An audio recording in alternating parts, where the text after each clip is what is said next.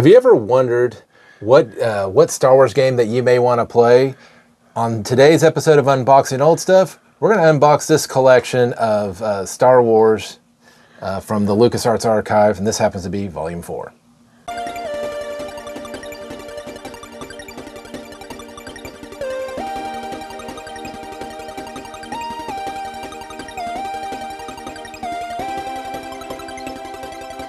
Hello and welcome back to the Geek Ball channel. My name is Jim. I'm Bobbie.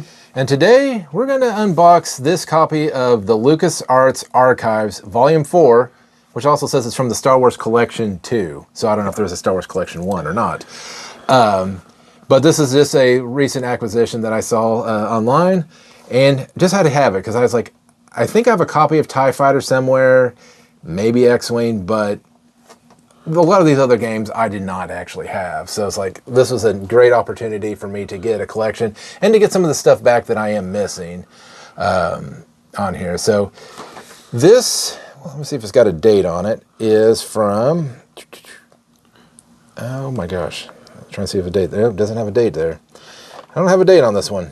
Well, if there's a manual, we can check it. Yeah, we'll check the manual on that once we get into it. But this has quite a few collections. There's only 6 discs in here, but some of the discs do contain additional things. But just looking on the back here, my main draw was TIE Fighter. If you watched our previous podcast, I mentioned that was like my favorite game of all time. Great story. It's a flight simulator. I think just honestly one of the best storylines out of all of those games, you know, which also has the predecessor to it, X-Wing.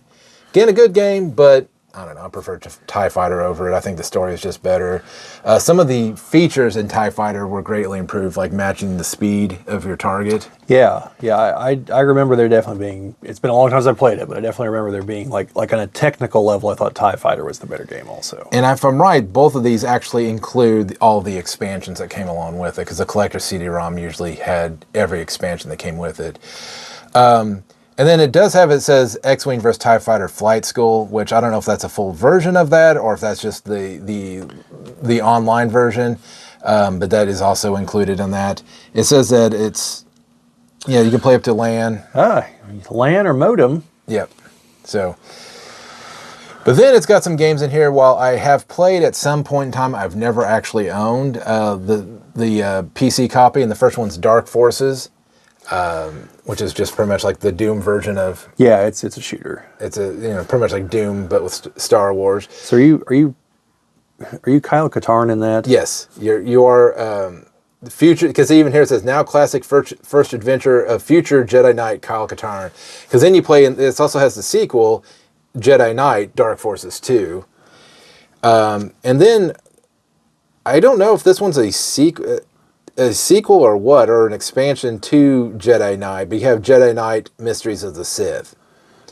That is another first-person shooter. Now, there is one other game combo on here. Now, I don't really consider this worthy of a collection, but I believe they just threw it in there just as a novelty, is that they have Yoda Stories, which was a kind of a desktop adventure game where every single time you played it, it was randomly generated. But it was like Yoda would tell you to go like find some random object. You go find the random object. It wasn't really tied to anything Star Wars related. It just happened to have Yoda. And but the one that it also has on here is the Behind the Magic. Now, if this is the Behind the Magic that I had, it actually had it had the weapon simulator where it had a stormtrooper and you could pick like different weapons to shoot him with.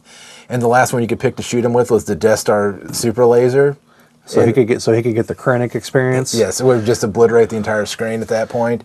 But yeah, that's included in here. So it's got a very nice display. Like, before you'd have like, obviously the big boxes for each one of these, but this one comes in a collection where it's got little cutouts of each of the CDs there, but then allows you to actually open up the front and to get a little bit more stuff like PC requirements on the side. Oh, Pentium 133. Whew. Man. It's Windows 98 compatible, so I would say this is probably from 98, 2000, probably somewhere in that range. Yeah. But then once you open it up, you can see if I can get the glare off of it, you can see the CDs are just on little spindles here, all 6 of them laid out. So let's go ahead and get this opened up, and I'm going to try to make sure I show this for the camera here. So again, you can see there the for that camera there. We've got another camera here, so you can see that the 6 different CDs. Yeah, it looks like so. X-Wing comes with X-Wing vs. TIE Fighter Flight School. You have TIE Fighter over here, Dark Forces, Jedi Knight, and then Jedi Knight Master of the Sith, and then Yoda stories with the magic of Star Wars, which I believe is like the behind the scenes of the actual makings of the movie. And then, like I said, that funny thing where it's like the weapon simulator. Oh, there's one other item left here in the box. Ooh, so here we have the flight manual, or the flight manual, pretty much, and the control manual, whatever, depending on what game you're looking at. The key layout. Yep. So show that on the camera there. Yeah. Let me just make absolute certain that one's going. Okay. Okay. So very nice to have, especially for all the quick keys, especially with TIE Fighter. I know that one there, you want to definitely know what all the quick keys are, but then for the other games too. So yeah. And then just to make sure we see that. All right. And then you've got an instruction manual as well included with that. The instruction manual, pretty substantial actually. Probably does not have all of the story elements to it, but give you like the system requirements. Yeah, I assume it's mainly an installation guide, right? Yeah, probably. Well, I don't know. Looks like it does have a little bit of a story synopsis for some of the stuff. So there's one for Dark Forces. Because see, TIE Fighter originally had a novel that came with it. Yeah, looks like it does have a little bit of a synopsis of it. The guy you play as in TIE Fighter does show up in one of the novels. In one of the X-Wing series, the Rogue Squadron books. Yeah, so presumably that has the B-Wing expansion. Yeah, I would assume so. And then there's the one for TIE Fighter. Oh gosh, that brings back memories with the name selection screen where they have to figure out the name to call you. Let's see, what do they have here as names? Erebar, Camellia, Jack, Mary, Randy, Steve, Wayne. Steele, that was the original name. Merrick Steele? I think so. Yeah. So, but anyways, you got the instruction manual there for that. And then, additional stuff. So this is actually a pretty substantial instruction booklet. It gives you pretty much what all the other instruction booklets would have had. A little bit of backstory on it, the instructions on how to use the game, how to install the game, how to play the game. So you have that with the quick guide so that you can keep that, for quick reference. So now to talk about the games here. So no LucasArts catalog though? No LucasArts catalog that I see. So that could have been a missing piece, or it's in the back, but I don't see it there in the back. So, yeah. So just a little backstory on stuff. So I mean, obviously, I think actually the first game I played was TIE Fighter. I don't think I had X-Wing originally. I think, I had X-Wing. Like I said, I remember there was the B-Wing expansion. I think that was the only expansion for it, but it's been years. Though my copies were on 3.5-inch discs. So yeah, and I still have some of my original copies, and I did get X-Wing later. I say that they may have actually been on the 5-inch or 5.25. Yeah, I'd have to see if I still have them somewhere. The true floppy. Yeah. But I don't know. I think even the controls in X-Wing just weren't quite up to par. And I mean, the flight controls were the same, but some of the button layouts, like I said, the matching the speed was a big one, because being able to go in behind your enemy, match their speed, made things a lot easier. But I also found the missions in X-Wing just a lot harder, because you would think that they would be harder in TIE Fighter not having shields. Well, no, it's one less thing you have to worry about. Yeah, because you didn't have to worry about throwing power into your shields, but at the same time, it's like TIE Fighter's like, no, we're the Empire. We have the numbers. We have the the ability to, the resources and everything. Versus in X-Wing, you really felt like you were struggling on it. Now, while it's not included in this, I think X-Wing Alliance probably had the best balance of things, but I still think TIE Fighter had the better story out of all of them. Yeah, I know with TIE Fighter, there were some other changes between the disc version and the CD version. Yeah. Because they literally called that TIE Fighter CD. Yeah. Because I had the hard discs, and I know I bought the other version at some point. So, because I know there was a change in it. I don't think it's just graphics. There's something else to it, but I don't remember what it was, unfortunately. Yeah, so... Yeah, I believe there were subtle differences, but I think what was great about... What I liked about TIE Fighter is that you had two missions... or two storylines that fed around between defectors in the Empire. Admiral Zarin. And then Harkov. And Harkov, yeah. So Harkov was like your traditional defector who's like, I'm going to go to the rebellion and sell things and, whatever. Zarin, I think, wanted to take over the Empire. I think he wanted to, be the one out there doing all the stuff, because I think he tried to kill the Emperor, and he was trying to take technology like the cloaking starship or whatever. Oh, yeah. That's how you met his end, right? Yes, because he tried to hyperspace while cloaked. Yeah. Because it was the only, it was the only way he was going to escape, because at the time, he was being pursued, and he's like, well, I'm out of here. Sure was. But I think it was nice because he was a proponent of the TIE Advance. And then you had to come in with Thrawn, who was pushing the TIE Defender. So then you had to take the TIE Defender up against the TIE Advance. And while the TIE Defender is the better starship, don't get me wrong, the TIE Advance still could hold its own. Yeah, the Advanced had shields and speed, missile capability. It had the 4 blasters like the Interceptor instead of the 2, and it had a hyperdrive. So yeah, the Advanced probably would have been enough. Yeah. To tip the scales. And then the other one that I always liked in that game was the missile gunboat, where you could just have I think Thrawn designed that one too. Yeah, where you could just have an absurd amount of missiles. But they did at least give some people a chance, because they only gave it one laser cannon. Yeah. But there's also the attack shuttle. It was kind of like, it was like the normal shuttles, except like the wings swept forward. The assault. Yeah, and they had the assault gunboat. Well, there's that too. I thought there were two different ships. Oh yeah. If you're talking about the there was one shuttle that had the rear facing. Yeah, I think that's one I'm thinking of. Okay, yeah, that was the. I think it had something with an assault whatever to it, like an assault shuttle or whatever. But yeah, that thing was that. When I was talking about being able to match the speed behind the thing, that ship was like, no, I don't think so.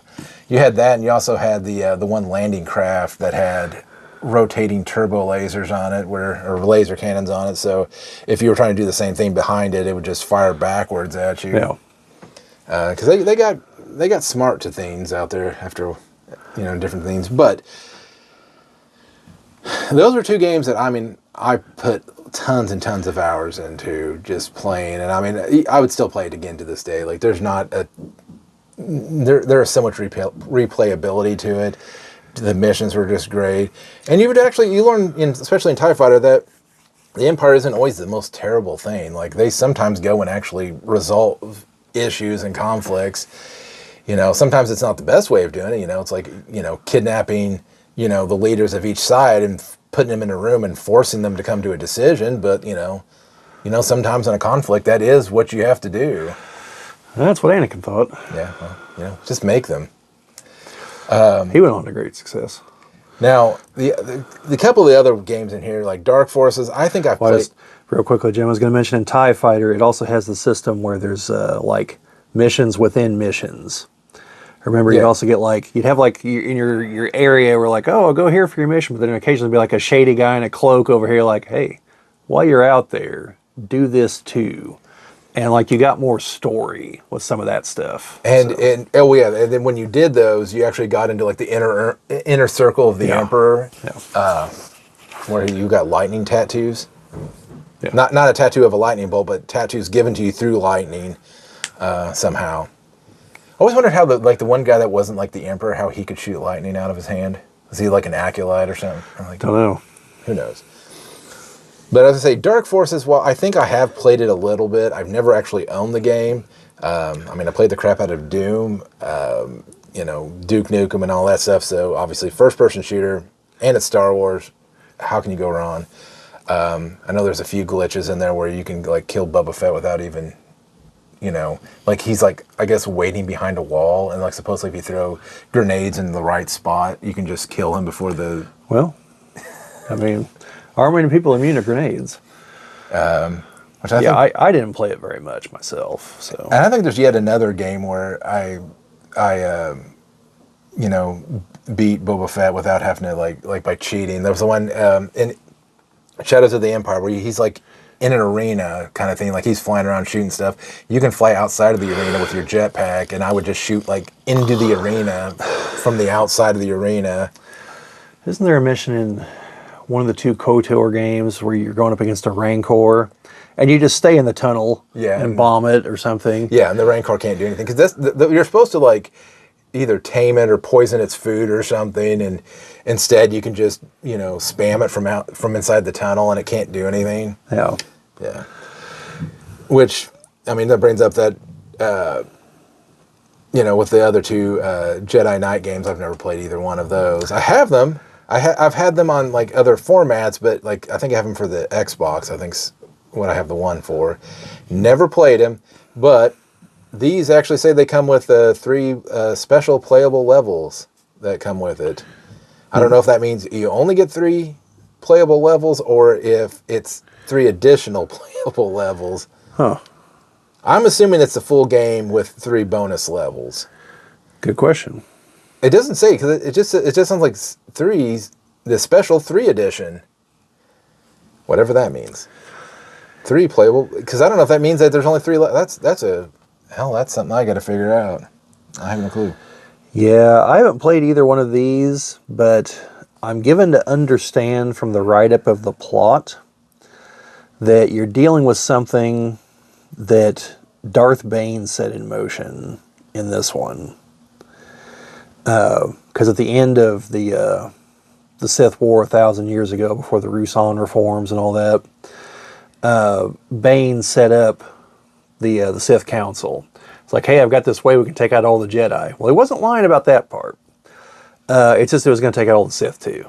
And what it was Sith sorcery thing that once it activated, sucked the souls out of all the people in the area. And so the Sith, everything had come down to one planet, and Lord Hoth was the general in charge of the Jedi. And they're coming in, and no one notices that Bane kind of sneaks out the back before the ritual's performed, and he gets the hell out of there, and the Sith do it, and sucked everyone in as the thought bomb, I think is what it was called, and sucked all their souls into this thing. And I think that's what, whoever this guy is, the dark side user, I think he's trying to find that to let them back out or something. Oh, that sounds like a good idea. It's usually letting anything that's been contained for thousands of years is usually a good sign. But, so with the... I noticed I didn't mention this one, and the price of this. So this looks like this originally came from Best Buy for $44.99, which is almost about what I paid for it off eBay. I paid $34.99 or 30. Actually, I think I got it for 10% off. I think you paid $31 for it. Hey, wait a minute there, Jim. What? Those are TIE Phantoms on the cover, right? That's the TIE Phantom, right? It is. And they're not... So we'll show that on there. Yeah, this one here, the 3-pronged one, should be the TIE Phantom, which... That game's not even included in this. Well, you know what, though? And this is what I chalked that up to, is that they were just like, put some TIE fighters on there, reuse some stuff. Because actually, I think some of this screen stuff that you have on here is actually from Rebel Assault. Yeah, it could be. So that doesn't surprise me. They probably just reused assets, not thinking that anybody would actually go in and look at it and be nerdy enough to go, well, it's a TIE Phantom. Oh, little did they know who their market was. Yes, little. But before I get on, so like I said, the requirements on this is that you got to have a Pentium 133 or higher, operating system's Windows 95, it's 98 compatible, 16 megabytes of memory or higher, a 4-speed CD-ROM drive, DirectX compatible graphics card or an advanced graphics card, sound card of also DirectX compatible 16-bit sound card. Nice. Some 3D acceleration for some of the games out there. And a joystick is required for the X-Wing and X-Wing vs. TIE Fighter Flight School. Did X-Wing not have mouse support? X-Wing did. Because I know that's when I basically like almost burned out the mouse trying to do loops. You know, you're sitting there like, Mom would be like, "What the hell are you doing?" I'm like, trying to kill this TIE fighter behind me. That's what, or forward. You know, either way, because the ball. You know. Yeah, back when mice had balls in them versus the lasers. Well, you know, the problem you'd actually have with this on a modern computer is the CD drive, because most computers don't have them anymore. Yeah. Well, I've got a couple portable ones. Yeah, I've got one that'll plug into a USB because my tower I didn't put a CD drive into it. Oh. And my laptop doesn't have one either. I didn't realize I didn't even talk about Yoda stories, and like I said, there's not a lot to talk about because it was it's like they took the character and then put them into like a puzzle game where you go and find items it's all randomly generated maps and stuff. To me, it would be like the ski game on PC where you'd have the Yeti would eat you after a point in time. Everything was just randomly generated. There was never a way of beating it, really. It's the same thing with that. Like, you could beat the levels, but then it'd just be another level and another level, another level. I don't know why they call it Yoda stories, because there's actually no story behind it. It's just all randomly generated. And then, yeah, I don't know if you've ever seen the behind-the-scenes thing. I don't think I have, no. It's just behind the scenes of the prequel trilogy. Yeah.